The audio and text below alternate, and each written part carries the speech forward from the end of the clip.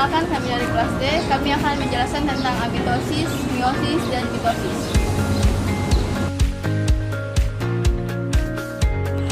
Yang pertama, pengertian amitosis.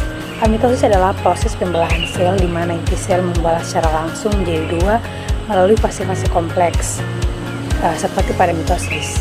Proses ini umumnya terjadi pada organisme uniseluler dan beberapa jaringan dalam organisme multiseluler.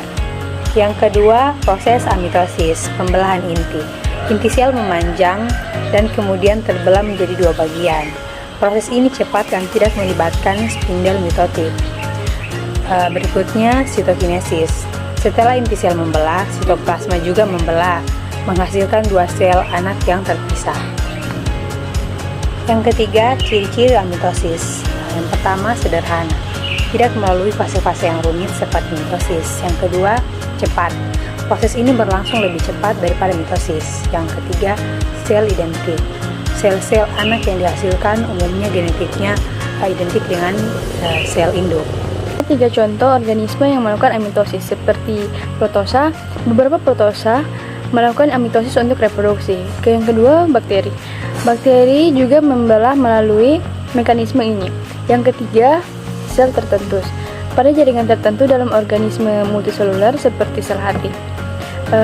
Adapun kekurangan dan kelebihannya, seperti kelebihannya, proses yang cepat dan efisien untuk reproduksi sel dalam kondisi tertentu. Kekurangannya, tidak ada variasi genetik yang dihasilkan sehingga kurang adaptif terhadap perubahan lingkungan. Peran amitosis dalam ekosistem. Amitosis memungkinkan organisme multiseluler untuk cepat bereproduksi dan meningkatkan jumlah populasi dalam lingkungan yang menguntungkan. Mitosis adalah proses pembelahan sel yang menghasilkan dua sel anak yang identik dengan sel induk. Mitosis ada 4 fase. Yang ini interfase adalah proses persiapan dan penimbunan energi untuk pembelahan sel mitosis. Tahap yang pertama, profase. Tahap ini sentrosom mengalami replikasi sehingga menghasilkan 2 sentrosom. Tahap yang kedua, metafase. Pembelahan sel ini nukleus dan membran inti sel sudah tidak terlihat. Tahap yang ketiga, anafase. Tahap ini ditandai dengan pemisahan kromatid dari bagian sentromer yang kemudian membentuk kromosom baru. Tahap yang keempat, telofase. Ini adalah tahap akhir pembelahan sel mitosis. Pada pembelahan ini, kromosom telah sampai di kutubnya masing-masing, benang-benang spindel mulai menghilang, dan membran inti sel juga mulai terbentuk di antara dua kelompok kromosom yang terpisah. Oke, pada saat ini saya akan menjelaskan tentang meiosis 1. Meiosis 1 adalah tahapan pembelahan yang menghasilkan dua sel anakan yang masing-masing memiliki setengah dari jumlah kromosom sel induk. Pada meiosis 1 ini terdapat pasangan kromosom homolog yang setiap anggota pasangan kromosom kemudian akan bermigrasi ke kutub yang berbeda. Sedangkan pada meiosis 2 terjadi pemisahan kromatid seperti yang ada pada pembelahan mitosis. Nah, pada meiosis 1 ini terdapat beberapa bagian, yaitu profase. Perlu kita ketahui bahwa dalam profase ini ada 5 subfase yang terdiri dari leptoten, sigoten, pakiten, diptoten, dan juga diakinensis. Kalau leptoten adalah tahapan ketika leptotene kromatin bentuknya menjadi lebih padat atau kondensasi dan berubah menjadi kromosom. yang kedua sigoten. Sigoten ini merupakan proses yang terjadi setelah proses leptoten selesai dilakukan. Dalam fase ini, kromosom-kromosom akan membentuk sinapsis yang kemudian berpasangan dengan homolognya. Kemudian yang ketiga pakiten. Pakiten adalah fase ketika lengan-lengan kromosom menjadi ganda. Setelah itu, kromosom ganda ini akan membentuk suatu kiasma atau area pindah silang untuk pasangan kromosom homolog. Yang keempat yaitu diploten.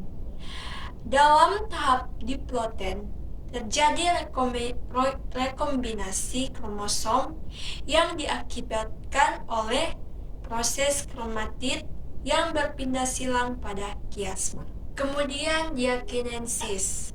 Dalam fase terakhir ini, sentrosom akan terbelah menjadi dua buah sentriol dan juga membran inti akan menjadi terhalang. Sentriol sendiri merupakan komponen yang ada pada sel yang bertugas menarik kromosom. Nah, nantinya kedua sentriol yang dihasilkan dari pembelahan tersebut akan bergerak menuju masing-masing kutub. Ketika fase diakinesis sudah berakhir, maka tahap profase pembelahan meiosis 1 bisa dikatakan sudah selesai. Nah, kita lanjut pada bagian meiosis yang kedua yaitu metafase. Metafase 1 adalah fase ketika kromosom berada sejajar di garis euktor sel dan juga semua gelendong sudah melekat pada kinektor kromosom. Akan tetapi, dalam metafase 1 ini, kromosomnya masih memiliki bentuk tetap.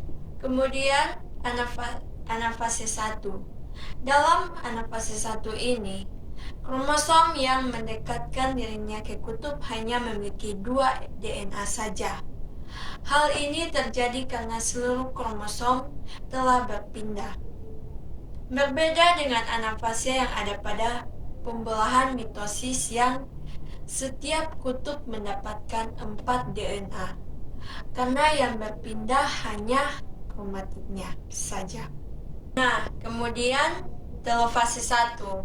Di telofase 1 ini terjadi pembelahan sel sehingga setiap sel yang pada awalnya mempunyai 4 DNA menjadi 2 DNA saja. Dalam prosesnya, bagian-bagian inti sel terbentuk lagi dengan susunan kromosom yang berbeda. Kita masuk dalam meiosis 2. Meiosis 2 adalah tahapan kedua dari pembelahan meiosis yang bertujuan untuk menghasilkan 4 sel anakan dengan jumlah kromosom haploid atau setengah dari kromosom asli. Proses ini mirip dengan mitosis, namun terjadi pada sel haploid yang telah melewati mitosis 1. Meiosis 2 penting dalam reproduksi seksual karena menghasilkan sel-sel gamet yang memiliki setengah materi dari sel induknya atau setengah genetik dari induknya. Baik, pada saat ini saya akan menyebutkan beberapa tahap dari meiosis 2. Yang pertama, profase 2, yang kedua metafase 2, yang ketiga anafase 2, yang keempat telofase 2, dan sitokinesis.